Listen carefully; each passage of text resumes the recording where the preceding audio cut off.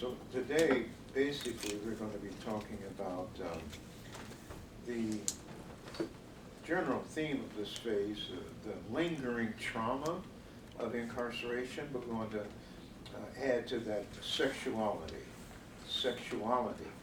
and the lingering trauma of incarceration. There was a time in American education when you were not to address this issue at any phase, whether it's in public school or whether it was in college. It was pretty much a subject that was taboo. Not even religious institutions messed with it too much. Families are very, very hesitant. My oldest daughter, she chose to go to a school in Virginia, living in Rochester at the time, and we drove down. It was about 400 miles, I guess. Now, I had never in my life discussed this item with her. That's shameful. She was 17 years old, and her dad had never. I left it to her mother to do. Yeah, you too. So we got in the car driving down. Right before I met, I asked my wife, "Did you discuss this thing with her?" And she looked at me and said, "I thought you did." So 400 miles. 400 miles, that's a long way now. That's about 10, 12 hours driving. Speed limit.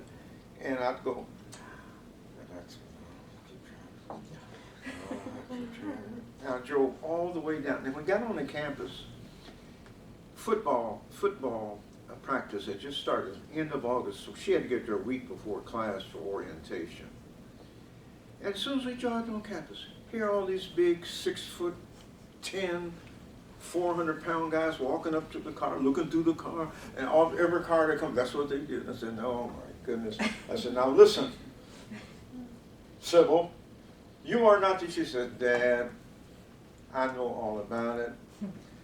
I know what to do. You don't have to worry about a thing." So I looked at her mother and said, "I told you." But it's a hard subject to broach. In my counseling experiences, I have a little difficulty, but I do better with other people's children or with other people than I do with my own children or my own life. But nonetheless, sexuality is something that has been given us by God, and it's a major situation with respect to some of the people who are coming out of prison. Now, I'm dealing primarily with men. You keep that always in mind. But I really didn't think too much about this as being a major thing until one young man was released from Auburn State Prison, and he wasn't married, but he had a girlfriend. And I went with him to her home once during this whole process of readaptating to civilian life, and he shared with both of us his hesitancy to get involved with this again. It was a very disdainful kind of a conversation, very difficult. But they weren't married, so that took a little bit of the sting out of it, but it was still there. Because she cared for him, and it was apparent that he cared for her, but something happened to him while he was in prison. He did a rather long bid, about 10 years or so, but it affected him psychologically. But we'll talk about that as we go along. Now, problems of sexuality felt by returnees after prison generally begin in prison. If there were apparently no major problems in this area before prison, for many of them, by the time they get out, they've had a negative experience. Now, this is especially true among unmarried men who must serve long sentences. The threat of prison rape, particularly to young incarcerants, is devastating in its consequences. By the way, New York State now is, they'll pass it, there's no question about it. They're going to, what they were doing prior to age 21, if a juvenile committed a crime and it was a major felony, they would be sent to Elmira Prison, where they had a containment area for prisoners under 21, from 16 to 21. When they turned 21, they would place them within the general population of that prison or another state prison. They're gonna change that now. It's going to be 18 to 21. 16 is too young for an incarcerated situation. So they'll be placing young men, I think it's going to apply to young women too, but mostly to young men in terms of majority numbers. If they commit a crime at 15, 16, they'll be sent to a place like the boys' camp at Industry, and they'll stay there until such time as they're 18, and then they'll be placed, if it goes that way, if they're not out, they'll be placed in another situation until they are 21, and then they'll be in a general population. But for married prisoners, conjugal visits, which started about was one of the after effects of the Attica uprising. I'm not sure when they started. They weren't happening when I was going, at the time that I was going into both Albion and Attica at the same time. So it was probably around the middle 1980s when conjugal visits were permitted. Now, these can become very inappropriate. They can become very oppressive due to lack of privacy.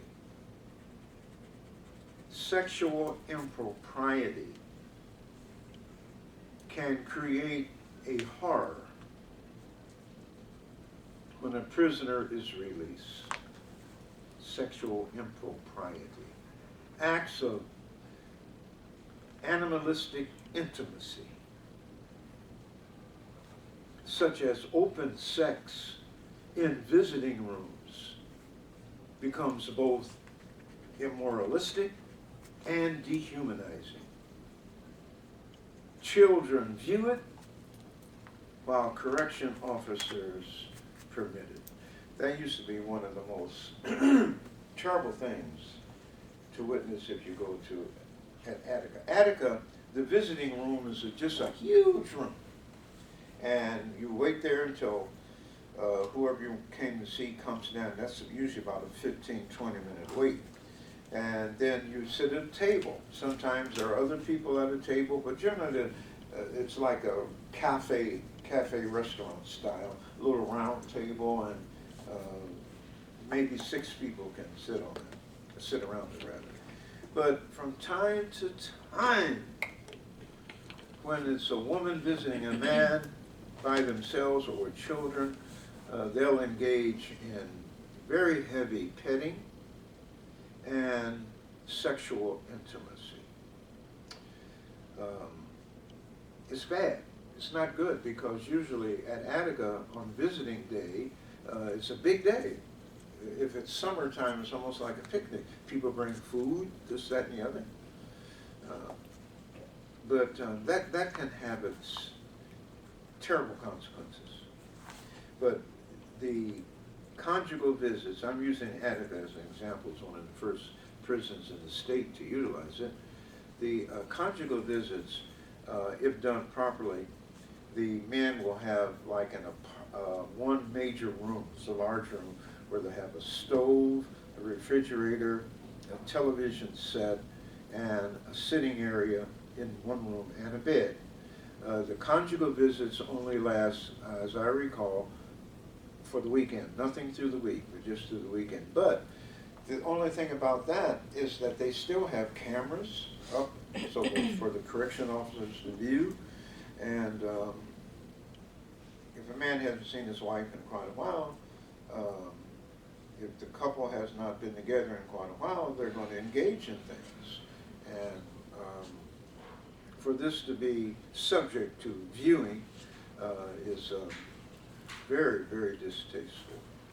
Some of the correctional officers have a heart, and they will not look at it. But most do, and they're required to do it simply because to be sure. That's another way to check to be sure that nothing negative has been brought in by the woman who is visiting an inmate. But these conjugal visits are not, in my opinion, not good. The United States prison system did not have conjugal visits before 1980. The example came from the prison system in Mexico. The prison system in Mexico, they would pay for prostitutes to come in and be with men, or they would permit marital situations. I'm not sure of the duration, probably for the weekend also. But this would certainly in the eyes of those who promulgated it, it would certainly decrease the number of sexual assaults and sexual inappropriateness within the prison landscape. But that's where it came from, and it was felt that conjugal visits would be very, very helpful in defusing some of the sexual problems that are extant on prison campuses yet. I guess I'm not understanding the definition of like the word conjugal. I'm sorry, conjugal in sexual relationships. It usually applies to married couples. Okay, so are the conjugal visits like private, or are the conjugal visits also like the cafe style like you were describing, or is that just a regular visit? No, they're supposed to be private. That's why the men are given these cubicles, the large cubicles, I call them rooms, but they can be seen. Now the other is not supposed to happen, but very seldom do guards interrupt. I'm talking about like the space you have in a visiting room. It's huge space, enough for at least 100 or 200 people to visit at the same time, and this is all day long. But everybody sees that when it happens. And the thing to me is there's no shame to it, which makes it very, very, in my opinion, animalistic. And I think it's something that is, for any person to submit to that kind of thing is very strange to me. So it's both. Okay. Illegitimate but permitted, and legitimate wherever a prison allows it. Oh, okay. Thank Yes. you. So how does this work with homosexual couples? Yes. Conjugal visits? Yes. Conjugal visits are supposed to deflate that kind of a situation, but it can't deflate the rapes. The rapes occur. Any of you see this document? Oh my goodness, I can't believe it's been so long ago. It was in the late 1970s. It was called Scared Straight. Anybody see it? Oh, they show it. Mm-hmm. They show it now, but Yeah. it's like They still it's show like it? a TV series where It they lasts carry, about 20 minutes. yeah, little boys into the jail. Yes. Yeah. Boys and girls. They bring them into the jail to talk to prisoners, Mm-hmm. to discourage them. Mm-hmm. These are kids that have been involved in juvenile scrapes. They're brought into the prison in hopes that what will be said to them will discourage them from being involved in any further illegal or criminal activities. And one of the things that they do, they walk them down this corridor. And all these guys during a long time start talking about, Oh, I want that one. I want that one. Oh, I want. It's staged, but the kids don't know it, and they're scared to death. And each they bring in a man, or they expose them to men around in a room, and each of them tells them what they've done in life. And all of them are killers. Everybody's talking about they killed somebody, you know. I mean, there's some rough-looking guys. I was glad that I was on the other side of the television of the screen watching it, because I'd have probably been a little anxious myself to get out of there. But part of it was to not have them young men come in because of the very, very high possibility of rape. And a lot of them are, and a lot of them are raped so much, and a lot of them are kind of given to certain prisoners for that purpose, that they do become homosexuals. They become gay. And we've had a lot of men to testify to that once they get out. But this is going to be a part of this discussion. Yes. I think the initial question was more along the lines of if there is a prisoner who, like in their normal lives, like are gay and have always been gay, if they are in a relationship with someone who's not in prison, are they allowed conjugal visits in the same way? No. If that's seen, no. No. On the other hand, guys like that who come to prison, they don't have difficulty. They don't. I know some prisons now, they have like special sections for people who identify as homosexual and transgender, because they want to alleviate that problem of rape. Yeah, that's what happened in Mexico. At least they did a study and saw that it was very effective in doing that, and as a result they wanted to employ that same system into some prison systems in the United States. But that has to be approved by New York State lawmakers, or by any state lawmakers. Some are hesitant to do it, some are not. Some of the southern prisons, no, they won't permit that type of thing. Other areas, California, yes, New York, yes, but and I'm not sure about the other. I'm not even sure about my home state of Ohio, which has a large state prison system, about 5 major prisons throughout the state, and a cluster of others. But New York, California, only 2 that I know, but I'm assuming that there are others. But New York was the very first one. Other questions? Okay, all right. Now, married ex-offenders, now they're out. They can bring home sexual maladjustments, fears concerning conjugal performances that can expand to temporary impotence, the inability to have sex from a male perspective. Also, a lack of immediate desire for marital intimacy.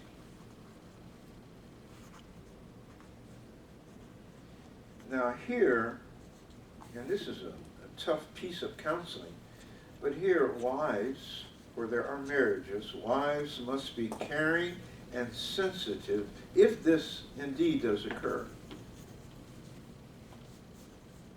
They should also be aware of the presence of HIV and AIDS, which is, when HIV and AIDS first became public, they said that a high percentage of it began with prison intimacy, especially male on male.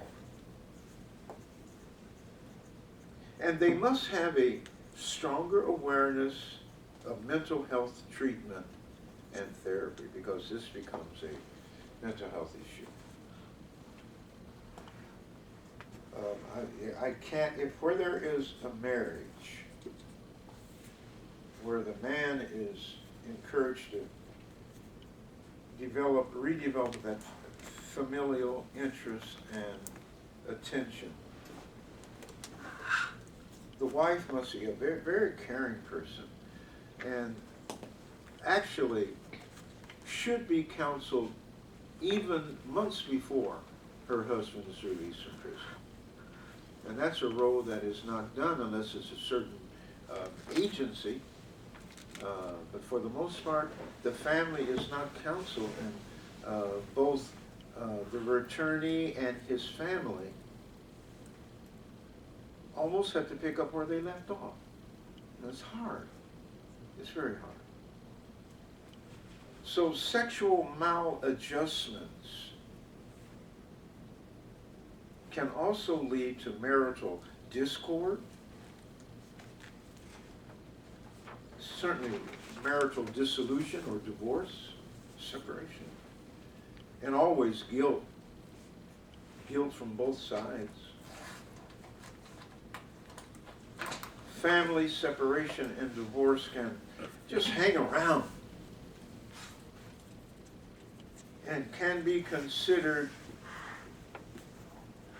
and encouraged by others on the outside of this marriage as the final solution to many prison families. That is, break them up.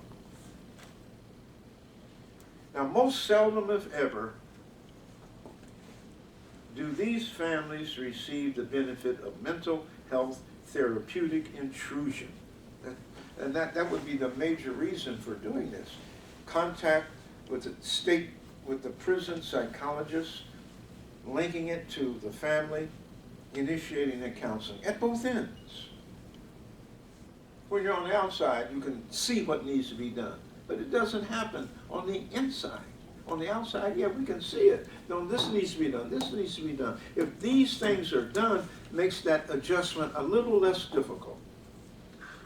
Certainly, it's up here. We know what has to be done. A lot of it's psychological. But even psychological problems take time to be resolved. Yes? Is there a way that a wife can request a divorce or like file for divorce while her husband is still in prison? Happens all the time. Happens all the time. It just has to be agreement. Sometimes it's initiated by, if a man is on the inside, it's initiated on his part because he doesn't want to see. That's a kind of a heroic position to take. I got 10 years to do, I don't want you to wait. Like that happens. So, and 9 times out of 10, the resisting factor will be the wife. She'll say no. Mm-hmm. No. That's the correct thing to say, but it's very difficult. Yes, it is. But yes, that does happen. It happens quite frequently. How does that affect the men while they're in there? If they're like going through a divorce while being in prison? Yeah, just like, we in the military, it happens. You've ever heard the term Dear John letter? Mm-hmm. That's what that is. I'm sorry, but I can't stand the separation from you. We got to do this and that. Yeah, that happens. That can be suicidal for the one who gets it. A lot of guys deliberately place themselves in a position to be killed in the military in combat because of receiving a letter, which is a terrible thing to do. Wait till the guy comes home. That way it's hurt. It hurts, but it's far up. There's no comparison. But it does happen in prison. It happens to inmates, and it happens when you come home. A lot of guys come home and find out that the process has already started. So they end up with no place. Now, pivotal in all of this, I haven't talked about it yet. We mentioned it a little bit last week, Monday, I think, is the parole officer. A good parole officer, one who's really committed to seeing things happen and develop in the correct way. But a good parole officer will intervene. They don't have to, but they will intervene in situations like this in order to save the family certainly if there are children involved. There usually is, in some cases there are not. You know what I used to do? I don't do it anymore because I found too many people were insincere, and that is prison marriages. Generally, this happens not with someone you knew before you went to prison, like a sweetheart, you know, from school or something like that, or a person you were going with at the time you were arrested. But it happens from women from churches and other agencies that deal with prisoners come in. And even some lawyers, female lawyers, you know, they're duped by these guys who are masters at psychology. Oh, I've seen some letters that some of the black women have gotten from men in prison. You know, started out like, "Oh, my beautiful African queen." And I said, "Oh, Lord have mercy, here we go." Yeah. I mean, it's full of that laudatory stuff, you know. And the idea is if you get married, you'll get out quicker. If you get married, things are going to happen that will not happen if you're not going to get married. It's going to be much easier for you. But the thing is, while it might stimulate your release from prison, many of these marriages go sour within a month because of the fact that the guy is using the woman to get out or for favors. If she has a job, certainly. She has a place to stay, oh, that's to his benefit. But I had about 5 or 6 of those to go awry. I only married about maybe 10, but the majority ended up being really dishonest marriages. They're legal, but they're dishonest. And I caution people now who are getting into this thing of counseling and chaplaincy, don't do that. Don't do that, because it's, you know, if it's just, you know, just don't do it, because it doesn't work. It will work, some of them do, but you can't take that chance, because you feel like you've been complicit in this kind of thing. No, I don't want to do that anymore. So it's up to the person. You can say no. What's that? And my team call Echo Lab Room 4. And my team call Echo Lab Room 4. Now, let's move on. And we're going to stop for questions soon. Now, it should be stated that the thin line of economics is always present. And these economic elements take varying directions, especially to poor inmates, poor families. Prison families in the main are most always poor and very dependent. And it increases once the family is reconciled with the offender. Now, families in this regard may reject incarcerated family members.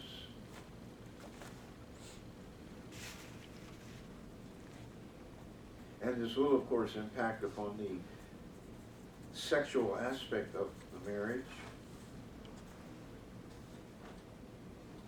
And some prisoners who have committed serious and publicized crimes, which have led to family resentment and estrangement, that's also experienced. There are some families in which a person who has committed a crime is the only person in the history of that family who's ever done this, and you know they don't take that too well. I know of church families that have. I know families where a well-known pastor, spiritual leader in the community, might have 5 children, and one of these PKs, you know what a PK is? Okay, one of them is not going to do right. It's going to commit some serious criminal acts. And the family has to live with that. Or a person has an outstanding persona in the community, and one of the children that is his or hers gets involved in something, they have to live with it. That's just the way it is. And some families can deal with it, some can't. And sometimes when this person comes home, they are received very coldly. The idea is you have violated family trust. You have destroyed the tradition of this family by getting yourself into trouble. I had one son, one biological son. And when that guy got through high school without having any kind of legal situation, I was just happy. In terms of my own thinking, I had at that point been a successful parent. Then he went on off to school. He never has any difficulty. But some families can't say that. And it's very difficult if you have a law-abiding, peaceful family and you have at least one child that does not quite measure up. But there are other things to look at. And you as much as you want to do it, and when you all start having children, you know what you're going to be doing? I'm going to tell you this right now before you start having kids. When your child is to be 12, 13, 14 years old, and you're walking with a cane, trembling in your 40s, what you're going to do, you're going to try to select their friends for them. And you're going to ask questions about every young person their age you see them with. Who's their family? What they do? How they doing in school? What are their purposes? Are you benefiting from this relationship? Some of the questions are good, but that's private stuff. You talk to your child about that once they turn 6 or 7, get this age of reasoning, then you can talk to them. But they're going to be gregarious, they're going to be social. That's the whole thing of school. Well, not the whole thing, but the major part is sociological adjustment. You want your child to be able to get along well with others. But you're going to raise these questions. Like me, I did some crazy things. My daughter, I told you about, I drove to Virginia. When she told me about the prom, this high school prom thing. Now, I tried to have my children experience what I experienced 20, 25, 30 years earlier, but it didn't work. I told this young man, he came over to my house, and he was a nice young man, nice parents. He was a good student. And he asked permission. I thought that was strange. I said, well, great.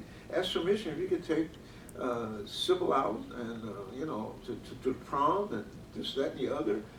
He had a car. He was working. He said he'd pick her up. She wouldn't have to worry about this thing, this long, what do you call this? Limo. I said, fine, that's good. Then I said, now, I want her home by 11 o'clock. 11 o'clock? We just get, she said, oh, Dad, we just getting started at 11 o'clock. And we negotiated. I finally agreed to 1 o'clock. But I tell you one thing, when I sat there with the lights out in the living room, waiting for those headlights to come up on that driveway. I did, Taylor. I'm not kidding. And then when I went out on the porch, and he's trembling about 1:15. He was just trembling. Yeah, he violated my curfew. But I told him, okay, that's fine. So I made sure she was all right. She was having fun. She was with her friends. No problem. But see, I was living back when I was in high school, when you didn't have a car. You either had to pick your date up for the prom, put her on the bus, which was really embarrassing, or you had to be with somebody who had a car, who knew how to drive, this, that, and the other. But nonetheless, it worked out. But you're going to have that. You are. You're going to do that because you don't want anything to happen to your child that shouldn't. But we have to understand, as I still have some difficulty with it, but I understand. We live in different times. The environment is different. Opportunities are different. And just things are different. we're now living in a technological age. We've been in a technological age now since perhaps the late 70s or 80s. Everybody has a cell phone, this, that, and the other. If we didn't have a nickel or a dime to put into a telephone, public telephone, we could call home. Say, now we take out your cell phone and boop, boop, boop, boop. You got your mother, your father, whoever you're calling. But it's different. It looks just altogether different. But once we recognize that, we can do a better job with this. And I think that sex education should be a home kind of element, as well as the school. The school can do it, but it'd be more effective if parents would talk to their children about sexual choice. You can't just sit on it and hope that they'll just make the right decisions. They're going to have to do that anyway in time. When your daughter and your son goes off to prison, that's it. Or goes off to college, that's it. If they're home, that's Freudian slip. If they're home when they turn 18, if they stay under your roof, then maybe you can have some control of life, but not generally speaking, because we always say, as long as you live under this roof, you have to do what I say. That's the old parental line. But what they'll tell you now, as soon as they graduate high school, they're going to get their own place, or they're going to go to college, they're going to the military, they're going to do this, going to do that. Nothing you can do about it. If that's their decision, that's their decision. But everything that happens to your child between the time that they're born and the time that they're 17, 17 years, 11 months, and how many days? 29 days. After that, nothing by law, nothing at all you can do about their life. You can talk to them, but their decision is their decision. So we have to talk to children, let them see your example as an adult, so they will want to imitate or emulate that. And always be a loving parent, always be an affectionate parent, always be a tolerant parent, so that a child will know, no matter how old they get, even in their 50s or 60s, if their parents are still living, that is somebody that they can talk to. Because communication between the child and the parent is very, very important now, because of the fact that once a child turns 5 or 6, the majority of their hours through the day are with other people. Daycare teachers, public school teachers, private school teachers, parochial school teachers, peer groups. So you don't see your child as much as others do. That's why it's very important to have a strong relationship with them early on as possible. I think that, all right, I've ventured away from our, now talk about child behavior 101. Now we're going to go back to our text. Yes? Going back to what you said about how you believe that, I guess, like sex education should be primarily like in the home and in the family. That I do. I think that's, well, to be honest, I disagree, because Go ahead. I think that in many cases, like, it just, for whatever reason, because of like parental beliefs or values, or maybe like, both of your parents, like, I don't know what, like, whether they work full time and just don't have like any time to sit down and talk with their kids, or like maybe one parent isn't around, or both parents aren't around, or you're gonna, whatever, the kid's in a foster situation. I think it should be the responsibility of the school to like provide education about sexual health, because it's just not always possible to do it. But I think that's you have to be very careful there, because we can't depend upon any institution outside of the family to be consistent with whatever is being taught or shared. And what I'm saying is when the family isn't consistent, when the family's dysfunctional, when the family's not well, consistent. if the family's dysfunctional, you should have alternatives, yes. There's no question about that. There's a possibility. But I'm speaking here of a responsible parental network. That also could include the grandparents. Oftentimes, there's some degree of disagreement between the parental line and the grandparental line. Because grandparents do things the way they did it, whenever they did it, and their children, you know. But what we used to say is, oh, I said myself, for example, and I'm sure your parents did too. I know one thing, that if I ever have a child, I'm not going to have them do what I had to do. But then you find yourself treating your child pretty much in the same way that your parents treated you. Now, you mentioned values. Not everyone who your child is exposed to will have the same kind of value system. You know, it might be fine for them, but it may not be fine for your child. So if you have a loving family structure, then your values or your principles are already in place. And therefore, they should be strong enough to influence and inform anyone who becomes a part of that familial network. Should be. Sometimes it's not. We talked about children from good families going astray. That's always a possibility, because we never know what really a person is thinking. But I do know that we can exert a stronger moral influence as parents. We can exert a stronger principled influence as parents, a correct way to look at things as parents. We can give that to our child. And you can't offset the fact that a mother and a father who will produce, or a woman and a man who will produce a child biologically, that child will have some reinforcement of genes from both of them. So therefore, oftentimes their thinking is pretty much alike. That's why I like the psychology of Carl Jung. Carl Jung deals with this in a restorationist manner in terms of the way the person walks, the way a person talks, the way a person thinks. We mentioned that old statement when we were talking about a similar aspect on Monday. And we remember I said, like father, like son, that old adage. Sometimes it works, sometimes it doesn't, sometimes it's true, sometimes it's not. Many times it is, though.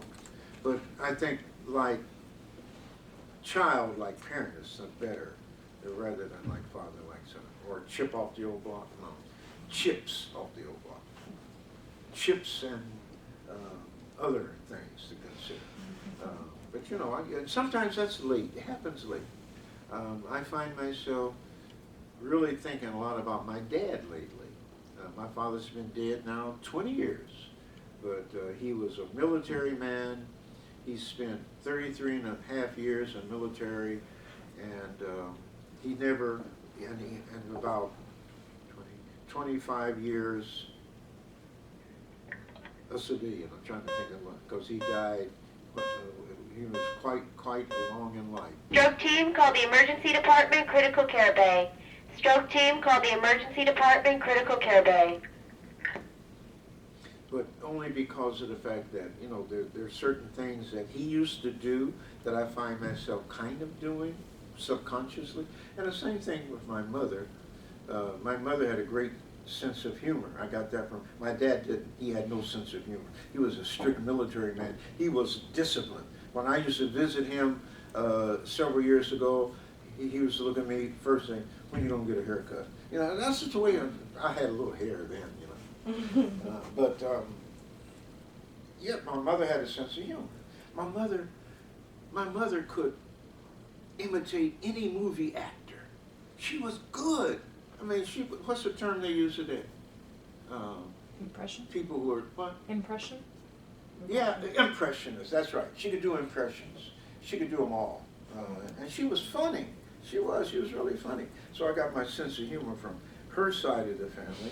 I got whatever sternness that I might have from my dad, but I didn't have this courage because I couldn't even tell my daughter about the birds and the bees. So, you know, so you find yourself trying to create your own way. It all depends on how your children think of you, though. And, you know, but all children, the first thing they do is want to repeat what you do. My daughter, one of my daughters, I have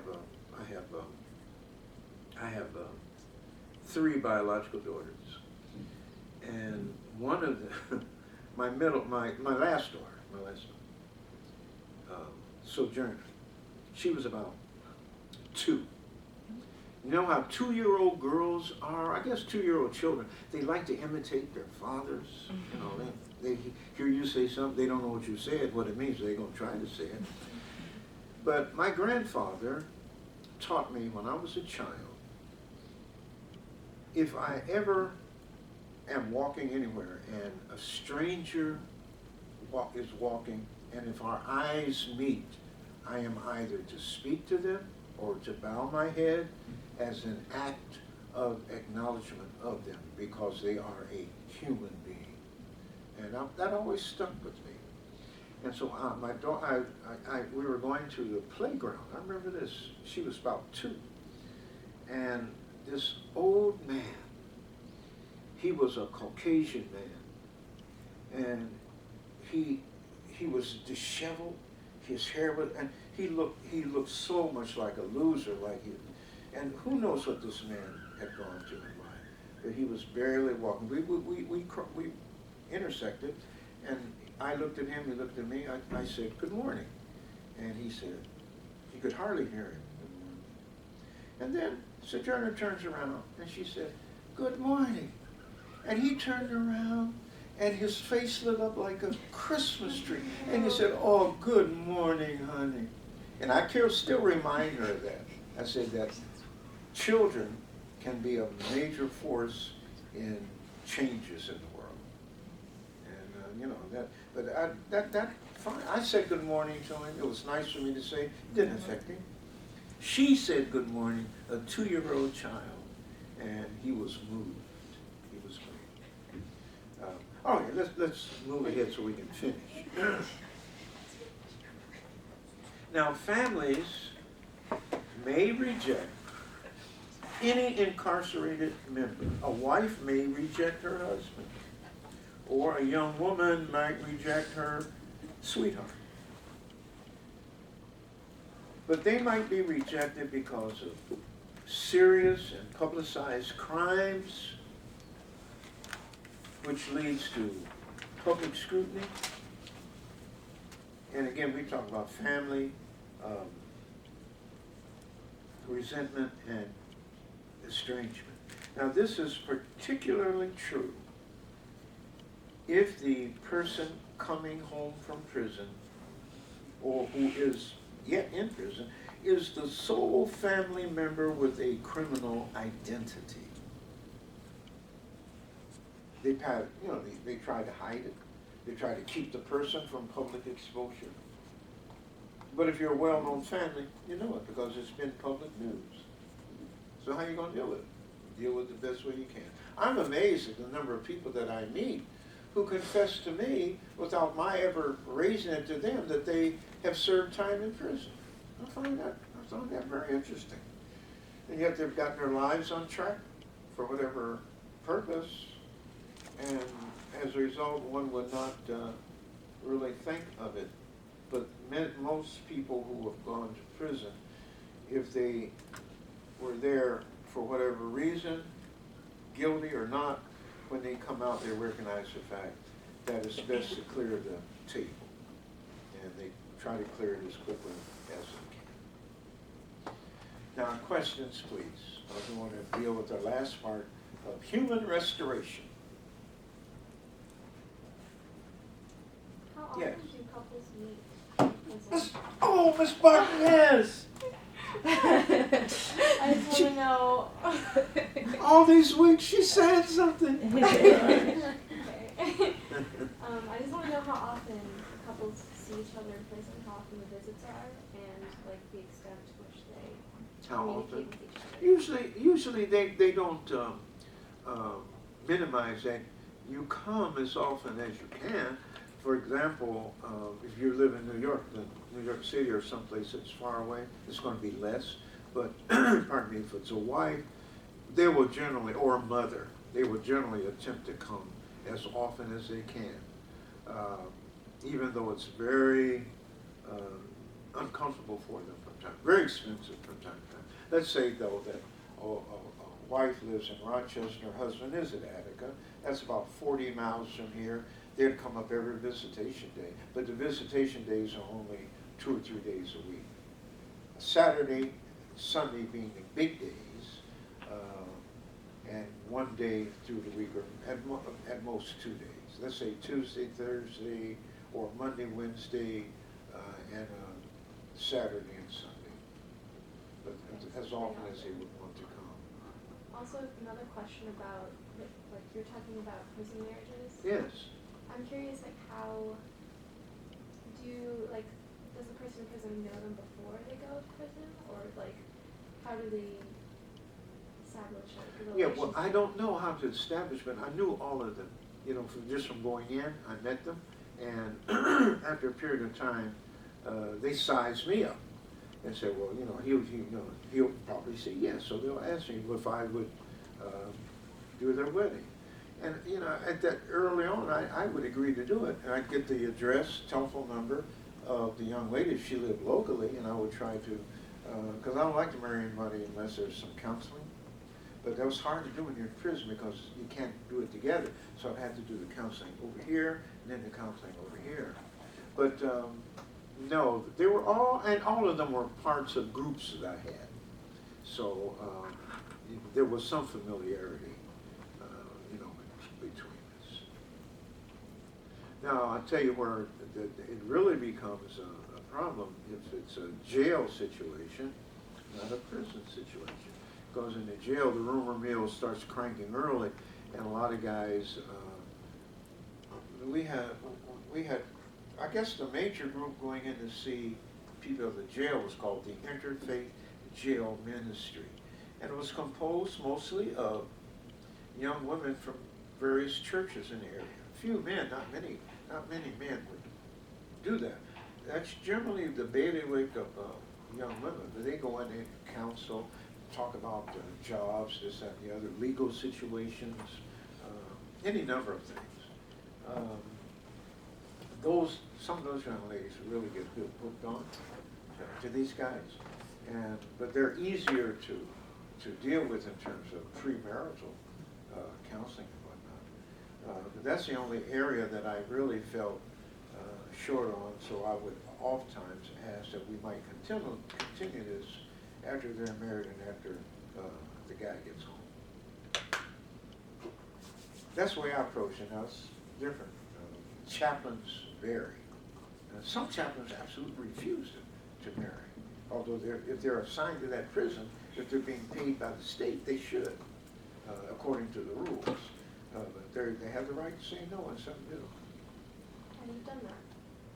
You married people. So you like marry people in prison? Yeah, that's I married. Just about all of them in prison. Yes, and they have all prisons have chapels, and they have family members to come in if they have them nearby, and they're allowed to have receptions, you know, little light refreshments and whatnot. But there's usually no night together, no marital night. It's usually they break up. You know, of course, you can't do a conjugal visit unless you've been married for a while. So there's no conjugality permitted in the prison, unless it's one of these horrible things that you witness in visitors' rooms from time to time. But that was always part of my counseling. I would encourage them not to even have their wives to come up because of the fact that it's such a terrible situation, especially when you have children. You don't want to bring a child into a prison. You don't want to bring a child into a jail. Let them see their fathers. That's how this negative hero image is developed in a lot of our children, like we talked about Monday. So it's best to kind of keep that situation away. Now, that's always my opinion, but they do what they want to do. They don't listen. Generally, they don't listen to that. They're so anxious to do certain things that they bring their children. And you can't bring a child on a conjugal visit. I don't like that either, but you know, that happens. Yes. You mentioned that wives who are with their husband post-incarceration should be aware of the HIV and AIDS, right? When they have these conjugal visits, is there a way for the wife to know whether their husband has been tested for HIV/AIDS? I don't know, and that's a private, personal matter between the two of them. Mm-hmm. I'm sure that is discussed, and I'm sure that a well-thinking young woman would not submit to any kind of sexual contact unless there's some understanding as to the sexual history of their husband or husband-to-be since he's been in prison.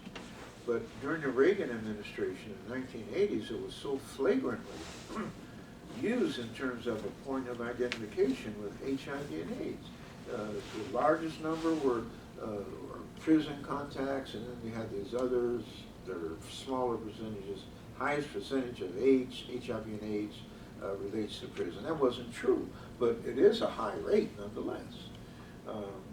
There was a time in New York, you had to have, as part of the clergy responsibility, they couldn't marry unless there had been a physical examination for sexually transmitted diseases, and also to see if there's any history of imbecility or any kind of mental disparagement in either the young man or young woman. This is outside, no prison people, this is just regular people when you get married. That would include, had it continued, HIV and AIDS, but in the 1970s they just cut it out.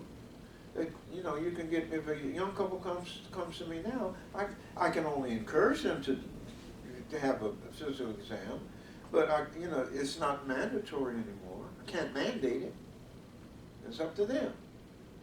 I think that, you know, if I'm in love with a young woman, yeah, I would want her to know that I'm, you know, I don't have anything. Likewise, you know, with her, I want to be sure that things are fine.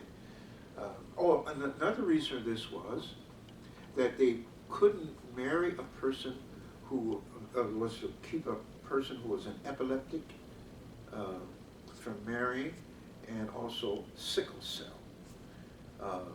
So a person with sickle cell and a person with epilepsy could not marry another person who had epileptic history or who had sickle cell, simply because that dynamic of two people with the same kind of health disorder, the chances of any child born in union having those same medical identities were very, very strong. That's why they had those, that's why they required physical exams, and they stopped on a move. The New York legislature, again, somebody said, no, it's no longer necessary. I'm sure that didn't come out of it, and it could. I can't even picture that coming from people who are confined. That's just one of the strangest things, I think, with respect to prisons that's ever happened. To the outside, yes, of course, but especially the people in prison.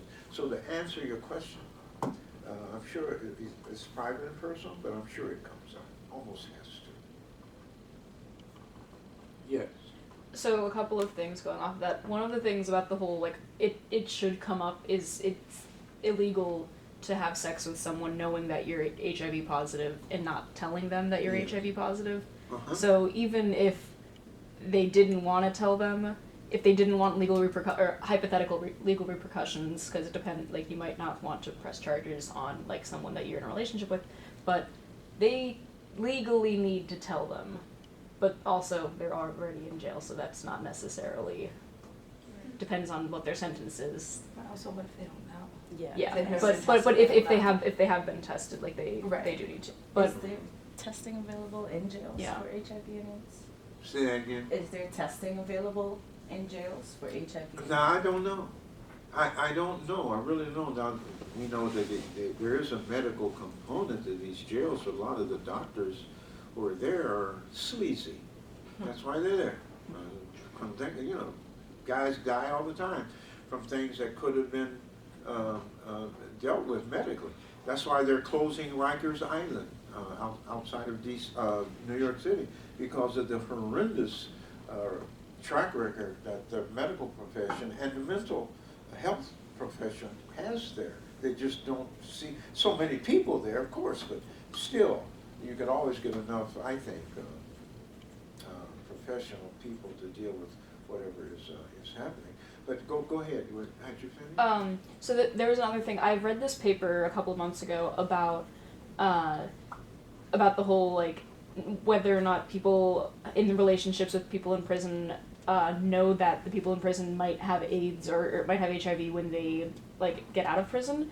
And a lot of times, all of the, like, a majority of the people who were polled, who were all in a relationship with someone in prison, they all said it was completely impossible that their loved one would come out with HIV because they weren't gay, because they weren't whatever. Yeah. And so there's a very large, especially, I think this paper was written closer to the early years, like, of the AIDS crisis, and so it was like, oh, like, my husband's not gay, so I have zero reason to worry. And so this, like, cognitive dissonance between what sexuality is and what, like, actions are performed kind of gives a weird dichotomy between, like, people in relationships and people, like, who are in prison.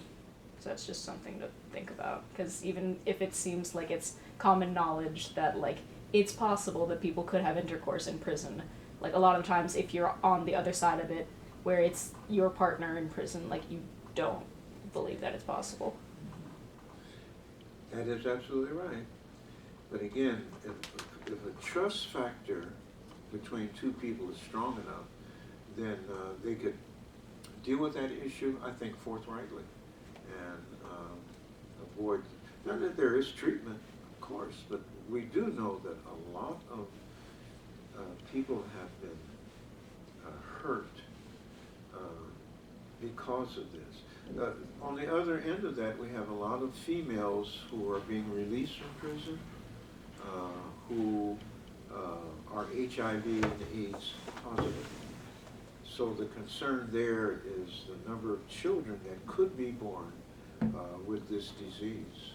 And at one time, New York State had the second highest number of addicted children with HIV and AIDS. HIV, not AIDS, but the possibility of strongly with AIDS. Some did, and there was one place in New York City called Hale House, I think it was, H-A-L-E, Hale House, named after a woman that kept children like that in hopes that they could be adopted or fostered or something, but because of the fact that most people who wanted to adopt them were afraid that by the time that they adopted them, that process is a long one, that the AIDS could come, it could be full-blown, and that within 5 or 6 years they'd lose a child. They didn't think they could handle that, not emotionally anyway. So a lot of things you have to really think about. I think the fact that you have women, young women coming home is another area. We're going to broach that just a wee bit when we come to our last lecture. Our last lecture on prisons will be Monday. We'll be talking about the restoration alternatives with respect to it. Anything else before we close? Y'all did a good job today.